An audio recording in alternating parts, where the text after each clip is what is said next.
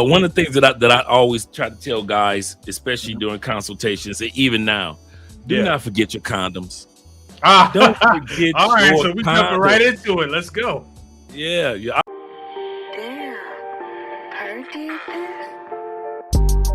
I don't need no one to save me. I was gonna be the greatest. All that time in that basement. All that time. I don't know if you had that one on the list, but No, I mean, hey, you know what? I was trying to hit him with a softball, but hey, no, don't forget oh, your you on condoms, playoff man. mode? Okay.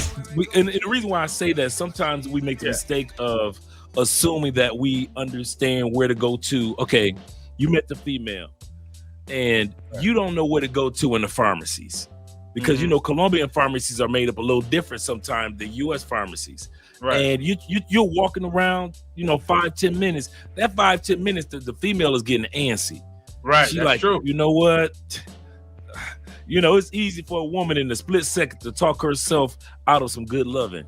And that's so true. By the time you make it back to the Airbnb, or make it back to whatever spot y'all were going to be in, she's changed her mind, and she's like, I'm having a long night, I want to go. Don't forget your condoms, man. I don't care if it's a 12-pack. I don't care if it's a 3-pack, but just don't forget your condoms, because a lot of guys make that mistake. And I know some of you guys are like, you're raw dogs, you want to go raw. South America is not the continent where you want to experiment with going raw. It really is not. No. And so yeah, definitely that's one of the things I often try to tell guys about. Just one thing. Yes, absolutely. No, I completely agree. You definitely don't want to experiment there, because oh yeah, real fertile. Yeah, seriously, they are real fertile in South America. Absolutely, man. Absolutely. So yeah, and that's actually a good thing that you mentioned that, because in the pharmacies in the States, you could just walk down like whatever aisle and just pick them up. I think you have to pick them up like where the pharmacist is. Okay, so yeah, no, absolutely. The next thing would be staying inside of your comfort zone. A lot of guys, when they travel, tend to stay inside their comfort zone, especially like if you're used to eating a certain way. Like, definitely make sure that you're showing that country's respect by trying some of their food. Now, you may not like everything, but try some things, right? And so it's like, why would you want to go to a different country, but you still want to eat Pizza Hut and Burger King all the time, or McDonald's, right, or whatever it is? You know what I mean? Like, have some variety. And if it's something, and if it's something that you just haven't tried before, try it. You get a new experience, and you can say, hey, you know what, I tried this food, or what have you. So what say you? Because I'm talking about food, but you can one of the biggest mistakes I see guys do when they come to South America, they go to American locations, where they go to DR, or whether they go to even to Europe. They make a mistake of only gravitating to foods that they're familiar with. They'll go to the KFCs in Singapore. They'll go to the Kentucky Fried Chickens or the Subways here in Cali, Colombia. Right. And then wonder why they still feel, even though food is a little healthier here, they still feel a little lethargic regarding how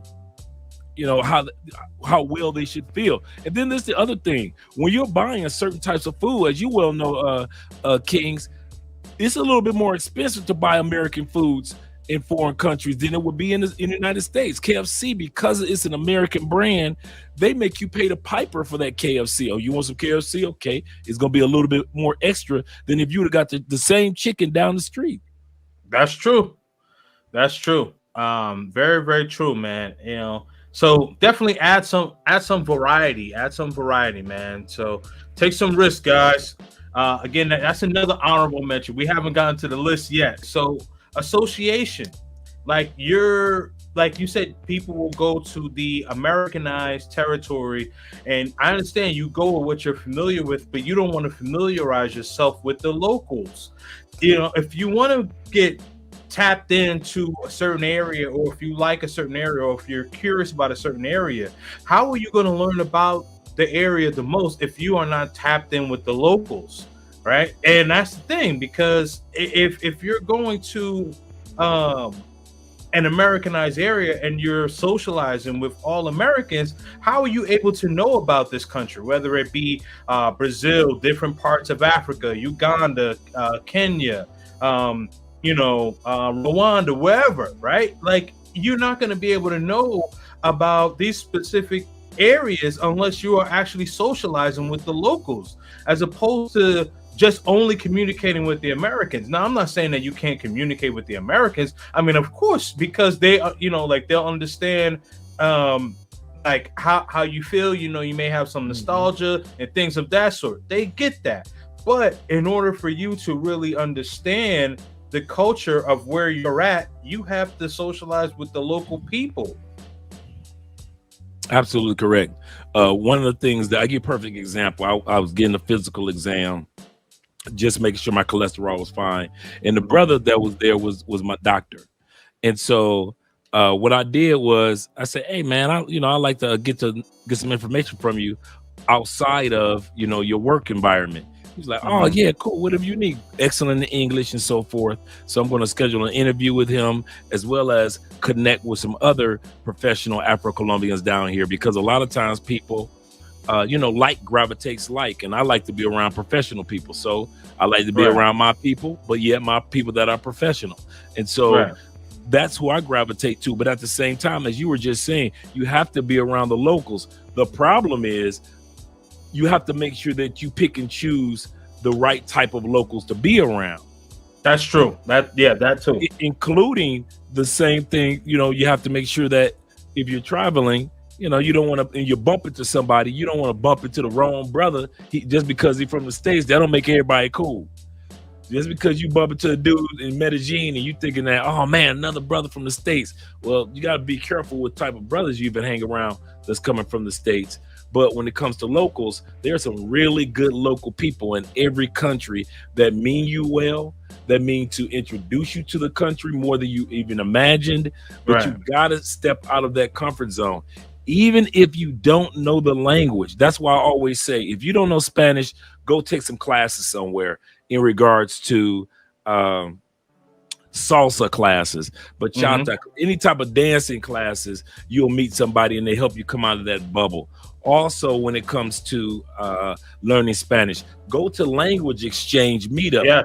We always have the meetups in Medellin and Cali and Cartagena where they know Spanish and you know English, and they want to know as much English as you know Spanish, as you want to know Spanish. And so it's always those meetup groups. So don't feel uncomfortable with the fact that you don't know Spanish, because there are a lot of people that want to know the language that you know.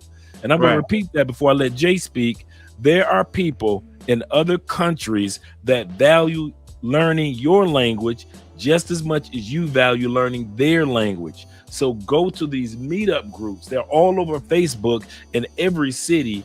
Actually, Medellin meetup group is 10. I looked it up the other day. It's like 10,000 people, 13,000 people just in Medellin meeting up together from different languages every week to showcase helping each other understand the language. So when guys say, well, I don't know Spanish, or that's no excuse. You can still slowly but surely learn Spanish. Yeah, I completely agree with you. And another thing I just want to add to that, you mentioned the language exchange, right? You also have to understand, like, these, a lot of these people are proud of their country and they're proud of their history of their country. So they're eager to teach someone who's not from their country, right? And say, oh, I taught this guy from the United States this about the country because this guy doesn't know this, right? Like, you said Medellin, right? One of the things that I did when I first got there, I went on a walking tour, and and we went to different parts of Medellin, different estradas and things of that sort, and like just learning the history, you could tell that the tour guide, he was so excited to teach people about the history of Medellin. So, yes, as you mentioned, even if you don't even if you don't know the language, make an attempt. If they'll respect the attempt, say, hey, you know what? I don't understand I don't understand this, but I'm trying to make an attempt because I'm very interested to learn your country. It shows a sign of respect. So don't let that overlook your head. It shows a sign of respect when you are interested in that person's country because they're proud, right? It's just like, you know, it's just like if you're an engineer, a computer engineer, and someone is asking you, you know, how to install RAM or things of that sort, right? Like you're gonna be interested in showing this person how to do that. Or if you're someone in the finance sector, like let's take Los or some, you know, someone's asking about crypto, right? You know, he knows a lot about crypto. And he's proud that he knows a lot. So you're going to be, you know, you're going to want to teach someone because they're interested in learning. So what I'm saying is that these people are proud of their country. So don't hesitate to say, hey, you know what, show me this, you know, because I want to learn. But also what Dre said, make sure that you are putting yourself around the right people. Like if this person looks a little sketchy, then you know, like, okay, you know what, like I'm going to go to somebody else. Correct, because at the end of the day, people are, like you just mentioned, people are always open to share their knowledge and their experience of their country. Now I'm wearing gold chains like I'm famous.